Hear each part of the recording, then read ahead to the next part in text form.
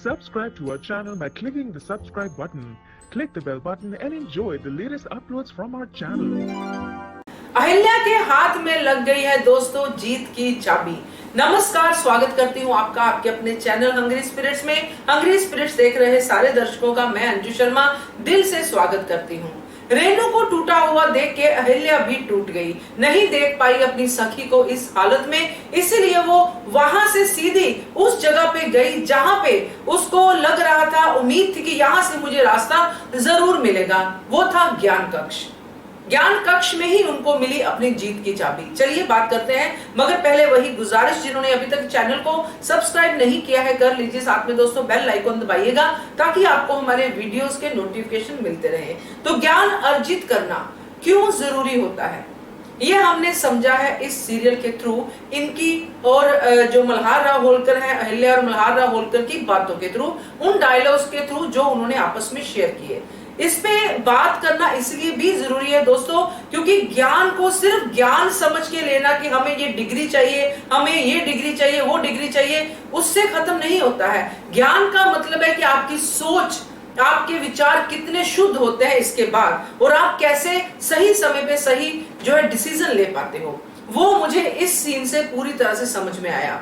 तो कहने का मतलब यह है दोस्तों कि अहिल्या जिस तरह से टूट गई थी, उसको नहीं समझ में आ रहा था कि मैं क्या करूं, क्योंकि जिसके लिए वो लड़ाई लड़ रही है वही हिम्मत हार के बैठ गई है और वो नहीं चाहती कि कोई और भी उसके लिए लड़ाई लड़े। मैं रेनू की बात कर रही हूँ। तो रेनू की हालत अहिल्या से नहीं देखी गई और वो वहां पे पहुंची जहां से उसने ज्ञान की जो है एक कह सकते हैं कि जो आशीर्वाद ज्ञान का उसको जहां से मिला था, जहां से उसने पहली बार श्री लिखना शुरू किया था। तो जब उसमें जाती है उसको एक एक चीज याद आती है कि कैसे किन कठिनाइयों के बाद गौतमा ने कहा था कि अहिल्या शिक्षा ग्रहण कर सकती है। उसके बाद उसको वो सारी जर्नी उसके दिमाग में आती है। फिर वो सरस्वती माता से प्रार्थना करती है कि मेरा मार्गदर्शन कीजिए, मुझे नहीं समझ में आ रहा कि मैं क्या करूं। यहाँ पे अहिल्या के सामने आते हैं मल्हार राव होलकर साहिब। जी हाँ दोस्तों, मजा आ गया देख के, और जो बातचीत थी उसमें भी बहुत मजा आया। तो जैसे अहिल्या को हमने देखा है कि जब खंडेराव नहीं थे तो खंडेराव की यादों में जाती थी और खंडेराव से बातें करती थी, वैसे कुछ उसने मल्हार राव होलकर के साथ भी बातों बातों में बात की।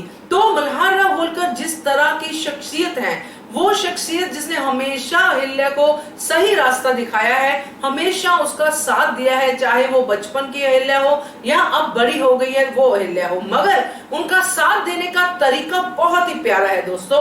वो साथ देते हैं, वो सिर्फ मॉरल सपोर्ट करते हैं, मगर वो ये जरूर श्योर करते हैं कि अहिल्या जो भी जीत हासिल करे वो सब वो अपने ही एक्शन से करे। वो सारी कठिनाइयां जो वो झेले, वो उस जीत की ज्यादा से ज्यादा वो जरूरी होंगी, क्योंकि वो कठिनाइयां उसको और ज्यादा स्ट्रॉन्ग बनाएंगी।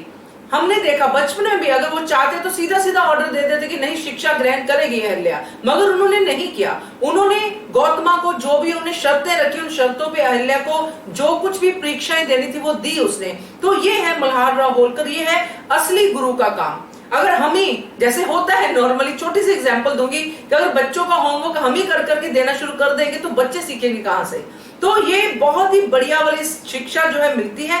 आप किसी का सहारा ऐसे बनो कि वो जो इंसान है जिसका आप सहारा बनने जा रहे हो वो अपने पैरों पे खड़ा हो सके, ना कि हर वक्त वो आपकी तरफ देखे कि आप मेरा सहारा हो तो ठीक है। मॉरली वेरी गुड, मगर एक्शन सिर्फ उसी पर्सनैलिटी को लेना है जिसने वो जंग लड़नी है। और ये सीन हमें फिर से वही चीज सिखा गया, वही चीज दिखा गया। अब जो भी हमने देखा उसमें दो चीजें बहुत क्लियरली सामने आई दोस्तों। एक तो ज्ञान की जो हम लोग बात करते हैं, ज्ञान यहाँ पे दो तरह से हम देख रहे हैं। एक तरफ अहिल्या का ज्ञान है जो भलाई की, इंसानियत की बात करता है, दूसरी तरफ आचार्य जी का ज्ञान है जो धर्म धर्म करके लोगों को भड़का रहे हैं, लोगों को पता नहीं क्या क्या कुछ कह रहे हैं। तो ये दो तरह का ज्ञान हमें सामने दिख रहा है। अब अहिल्या के ज्ञान की बात करते हैं, क्योंकि उनका ज्ञान तो हमने देख लिया आचार्य जी का। जब मल्हार राव होलकर आके उनको कहते हैं कि तुम्हारा जो पक्कम पक्का दोस्त है वो आज तुम्हारे काम आएगा, वो ही तुम्हारा मार्गदर्शन करेगा। और अहिल्या हैरान होती है कि पक्कम पक्के दोस्त तो मेरे सामने खड़े हैं, क्योंकि वो मल्हार राव होलकर साहब को बहुत मानती है, गुरु मानती है उनको अपना, और पक्कम पक्के दोस्त खंडेराव, तो ये कौन से दोस्त की बात कर रहे हैं। तो सीधा सीधा उनका इशारा जो था, उन्होंने किताब उठाई और अहिल्या के हाथ में रख दी कि ये है तुम्हारे पक्कम पक्के दोस्त, शिक्षा ग्रहण की है तो शिक्षा ग्रहण करने के बाद जो भी आप पॉइंट या काम उठाओगी वो इसके जरिए ही आपको उसका सॉल्यूशन मिलेगा। और यही चीज है संस्कार परंपरा, इसके थ्रू देखो जो आपको संस्कार परंपरा अपने थ्रू दिखा रहे हैं, जैसे कि आचार्य जी दिखा रहे हैं, वो उनके हिसाब से है, वो ज्ञान के हिसाब से नहीं है।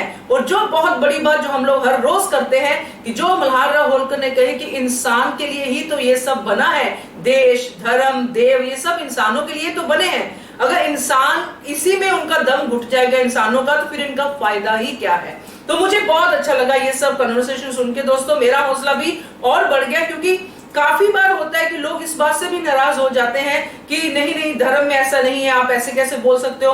मगर मेरा कहना सिर्फ ये है, जो अहिल्या देवी का कहना है, मैं उनको प्रणाम करती हूँ कि उन्होंने ऐसी सोच को आगे बढ़ाया है कि जो इंसानियत के धर्म से बड़ा कोई धर्म नहीं होता है। जिस धर्म में आप इंसान को उसको जीने का हक उससे छीन लेते हो, उसकी खुशियां छीन लेते हो, तो उस धर्म का अनुयायी होना कोई जो है अच्छी बात नहीं है।